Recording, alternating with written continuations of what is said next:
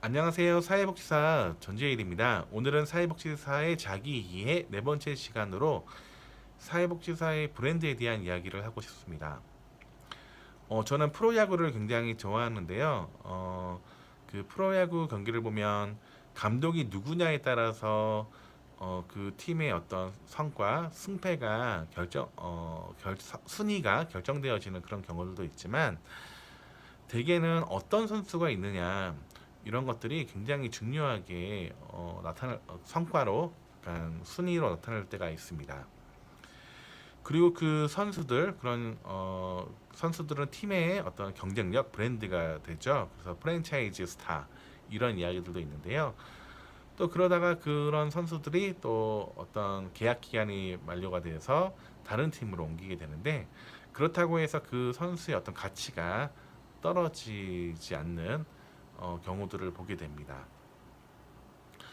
물론 이제 스포츠팀 이런 프로야구와 같은 어떤 스포츠의 팀들을 사회복지 시설과 비교한다는 것은 조금은 오버일 수 있다라는 생각은 드는데요. 저는 사회복지사들에게 있어서도 분명히 브랜드가 있었으면 좋겠다라는 생각들을 하곤 합니다. 그래서 이전 직장에서는 개개인이 어떤 경쟁력을 갖는 뭐 사회복지사가 되었으면 좋겠다라는 어떤 슈퍼비전을 많이 하곤 했습니다. 사회복지사 아무개 하면 어떤 분야에서 또 좀 더 경쟁력을 가질 것인가 이런 것들을 좀 고민해 보았으면 좋겠다. 그리고 그런 학습을 했으면 좋겠다라는 이야기들을 하곤 했습니다. 제가 이런 생각들을 하게 되었던 어떤 계기들은 제가 좋아했던 제가 좋게 정말 바라봤던 어떤 복지관들이 리더십이 바뀌면서 그 존재감이 희미해지는 그 복지관의 어떤 존재가 되게 약해지는 것들을 좀 경험해 보게 됩니다. 물론 그 대부분 리더십에 의해서 그 기관의 경쟁력이 보여지기도 하지만 그 개개인들이 갖고 있는 경쟁력들은 어떨까라는 그런 생각들을 해보게 됐는데요.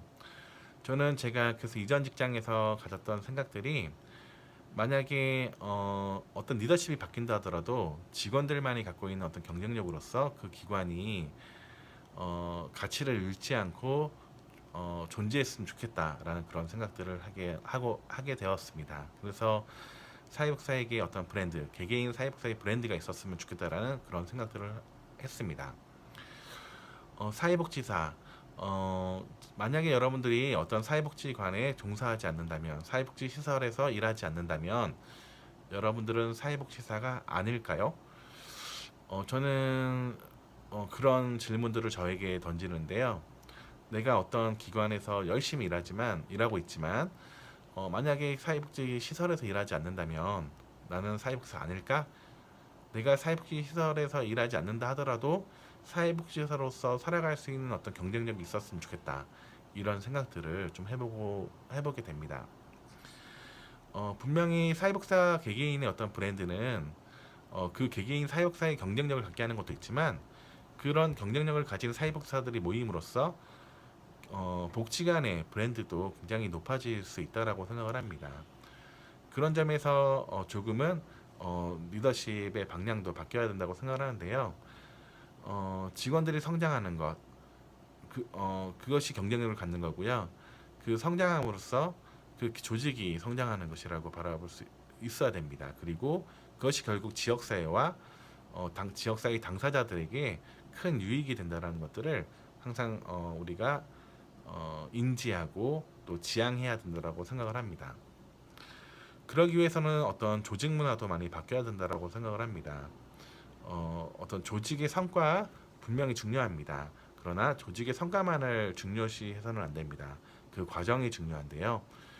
그 과정이라고 하는 것은 바로 개개인 사회복지사들, 직원들, 동료들의 어떤 성장이 과정이라고 생각을 합니다. 그렇기 때문에 조금 더 어떤 이전에 뭐 만약에 뭐 기관의 어떤 성과만을 지향을 해왔다면은 그런데 해왔는데 뭔가가 안 된다고 생각을 한다면 약간의 시각을 바꿔서 개개인의 성장, 개개인의 어떤 경쟁력을 갖게끔 돕는 일이 조금 더 시각을 바꾼다면 자연스럽게 조직의 성과도 드러나지 않을까 이런 생각들을 해보게 됩니다. 네, 이상 전재일이었습니다. 감사합니다.